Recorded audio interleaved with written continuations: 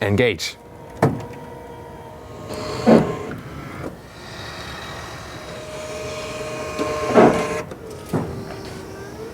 Wow, what is this? Imagine you really love a Lamborghini Urus, but it's not electric enough and it's not British enough. Well, maybe then this is for you. This is the comeback of Lotus on a big scale. This is the Lotus Eletre. Basically a electric supercar SUV, as you see it here, already in the front. Yeah, it has some Lambo style, doesn't it? But they use their own unique features. First of all, they have this blade here, really sharp. The air goes on the top and also underneath for better wind efficiency. And they have a lot of open channels, a lot of carbon fiber use here. And you can see here, this channel goes all the way through, for example. And another one goes actually behind the lights and goes up here. So you have this very strong design effect, and you can literally look through here, so my hands could actually meet. So very dramatic features here for the Lotus Eletre. By the way, they write it with an E at the end because it comes from a Hungarian language and means to come alive. So I think they would have used an A at the end, but that was already taken copyright-wise. You always have to search for the certain name. But definitely, what a strong look here, especially also with the very slim headlamps. And you might think like, well, is that for real at its center right now? Yes, this is a prototype hand-built car. However, it will come to normal series production almost identical the way it is here right now. And there are more dramatic features even to come. For example, in the lower end, you can see here, these here are adaptive air intakes. And when it's needed, when you need some cooling, then they open and leave some cooling air in, actually to cool down, for example, the battery and stuff. And well, you won't miss any carbon fiber here, definitely. And you've seen some of the Transformers features already in the front, and more, if you come closer here, are towards the side. In the Mercedes EQS, these are here wiper fluids fillers, but here actually, these are for the LIDARs. The car will be fitted with 4 LIDARs for level 4 autonomous driving where allowed then, but it's basically already prepared for that. Indeed, in this side silhouette, you can see it is it a crossover? It's an SUV. They call it SUV actually, and it is actually kind of flat, still gives you some headroom on the inside, and the very strong line also here, hip area. And once again, these air channels are being in place. 23-inch wheels, you can see here, really massive, and already in the front 285mm tires, yellow brake calipers as a contrast, and then you have this air channel right here where the air flows through and once again forms this negative line. This will be the charging flap, actually 22 kilowatt AC charging and 350 kilowatt DC charging. So in about 18 minutes you can get 400 kilometers or 250 miles of new range. Then you have here as an option the digital mirrors. So this is a camera then basically, and then projected something to the interior. We'll soon take a look at that. Then you also have, there's the camera. Then we also have these door handles. They are illuminated. And they also fold out. Well, we know this one, for example, from Range Rover models or the Jaguar I-Pace. That looks actually then quite similar. Zoom more to the interior. Let's wrap it up here on the exterior. And you want more air channels? Here they are. Look at that. Here, the air goes in there and flows out through here. And they are still working on the final CD value, so we cannot tell you it so far, but it's supposed to be really very wind efficient. Well, and towards the rear, it's once again even more spectacular. You have these wings that are open to that side. They channel the air through, and then it goes into that wing. That is also adjustable. You have more, I use the force, So actually in this way, of course, it would be more wind efficient. The other way, you just, have more downforce than when you're, for example, really, really fast on the motorway. And of course, this rear is super spectacular with the light strip that goes all the way from left to right across the vehicle. There we are. One more wind channel right here. This is probably the biggest one, and once again gives this supercar or even hypercar styling to that electric SUV, which is, by the way, 5 meters 11 in length. That's 201 inches. And the top speed will be 260 kilometers an hour or 160 miles per hour. Well, and then you definitely need all these aerodynamic features. The acceleration aiming at less than 3 seconds in the acceleration to 1 kilometers or 60 miles an hour. And the battery size, something around 100 kilowatt hours net. Well, this is supposed to give you then maybe a range of about 600 kilometers or 400 miles. We have to see about the true figures. Subscribe to our channel if you also want to see this car driving. We will of course also keep you updated with that. But there's so much more to tell you here about the Lotus Eletre. Maybe some light show for you. So when the car is stationary, it can do a lot of things. If this one will be allowed when the car is finished, not so sure about that. Yeah, maybe when stationary and when charging or something, but definitely looks fancy, so I just want to show you that. The frunk, there will be one available, housing 77 liters, cannot be opened on this hand-built vehicle, but of course we'll show that at a later stage. And I mean, have you seen all the LIDARs? I told you there are 4, 2 in the sides, 1 in the front, 1 in the rear. Here, the front one's pretty cool. Almost looks like it could be a phaser or something. Well, and for the rear one, I imagine some evil Mario Kart features or something. You have to use the force, young Padawan. Are we in Star Trek or Star Wars universe today? You decide in the comments. Tell me. Then let's take a look at the interior. So they wanted to give a new touch to the interior. Here we have a lot of bright fabrics, a more modern modern luxury style with more sustainability, also bright microfiber, recycling share.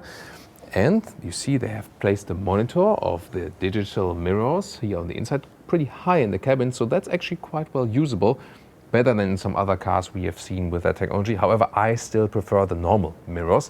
And you see a lot of golden elements here. This is a very cool styling they found here, so really modern, a little bit living room-alike, however still with that sporty touch. You can see the seats here, integrated head restraint. This is the Quadrat fabrics, so they have 30% wool share, 70% recycled PET. If you want it all animal-free, you can also get a slick leatherette, all vegan interior, that's possible. However, sadly, they also still offer animal skin, which is not fitting to their sustainable approach. These digital instruments, they are super, super slim. And the reason for that is actually that you have a huge head-up display, which we cannot show you at this moment, but that's the reason they kept this one rather simplified.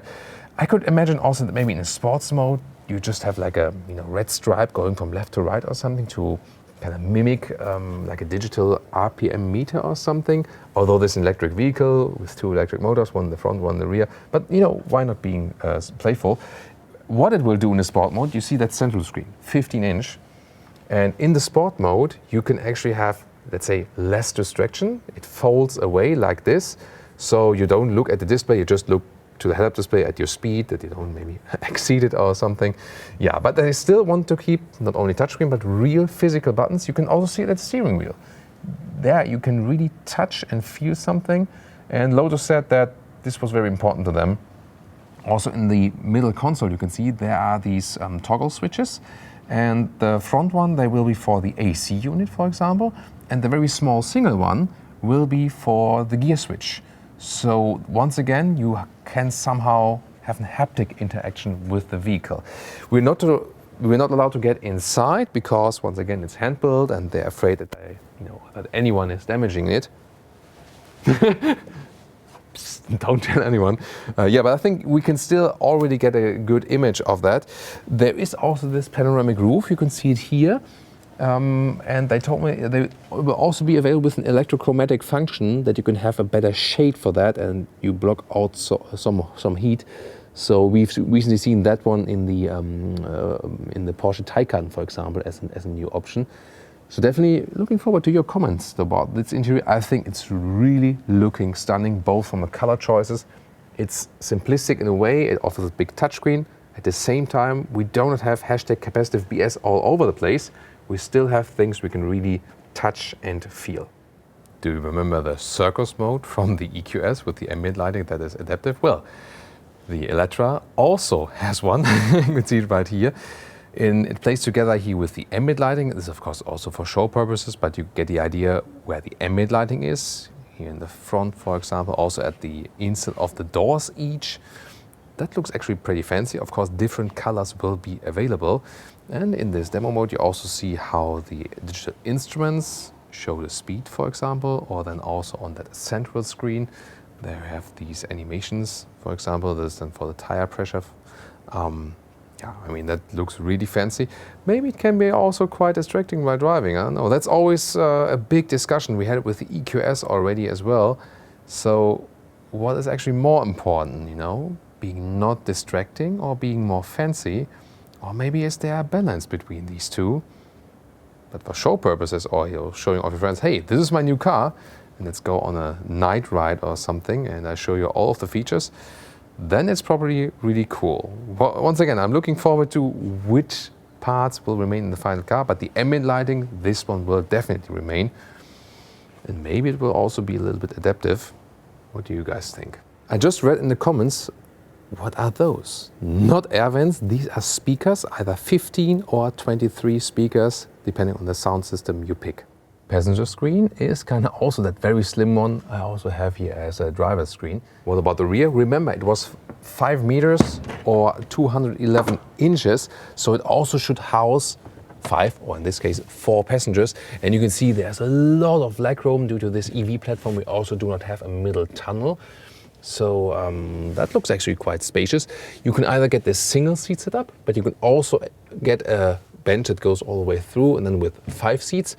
This single seat setup, of course, a little bit more luxurious. Then you also have this screen here in the middle where you can select things or where things are being mirrored.